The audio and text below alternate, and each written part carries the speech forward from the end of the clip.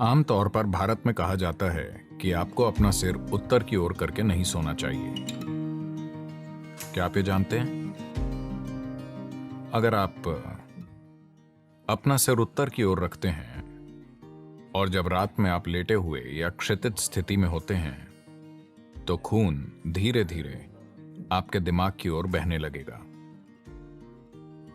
When there is too much circulation in the brain, you cannot sleep peacefully. जब दिमाग में खून का बहुत ज्यादा प्रवाह होता है तो आप शांति से सो नहीं सकते।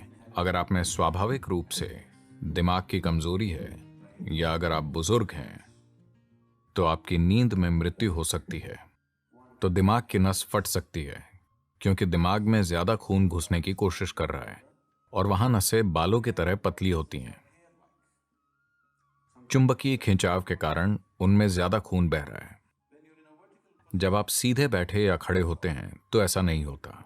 जिस पल आप लेटते हैं सिर पर यह खिंचाव इतना मजबूत होता है कि धीरे धीरे खून दिमाग की ओर बढ़ने की कोशिश करता है। तो इससे बचना जरूरी है। ऐसा सिर्फ उत्तरी गोलार्ध में होता है। अगर आप ऑस्ट्रेलिया में हैं तो आपको अपना सिर दक्षिण की ओर नहीं रखना चाहिए। भारत में आपको अपना सिर उत्तर की ओर नहीं रखना चाहिए। आप इसे दूसरी किसी भी दिशा में रख सकते हैं, ये ठीक है। इसे हमेशा याद रखें कि आप वाकई नश्वर हैं। सिर्फ शब्दों में नहीं, वाकई आप अभी मर सकते हैं। आप युवा हों या बूढ़े हों, इससे कोई फर्क नहीं पड़ता। आप अभी मर सकते हैं, हाँ या ना। बिस्तर पर लेटने से पहले अपने बिस्तर पर बैठें और सोचें कि अभी और यहीं आपकी मृत्यु होगी। आपके पास जीने के लिए सिर्फ 1 मिनट है। बस पीछे मुड़कर देखें कि आज आपने जो किया है क्या वो सार्थक था। बस ये एक सरल अभ्यास करें और आप वाकई नहीं जानते कि मृत्यु कब आएगी। मृत्यु बिस्तर पर होगी या अस्पताल में लेटे हुए होंगे जब हर तरह की चीजें आपसे जुड़ी होंगी। कौन जानता है कि ये कैसे होगी।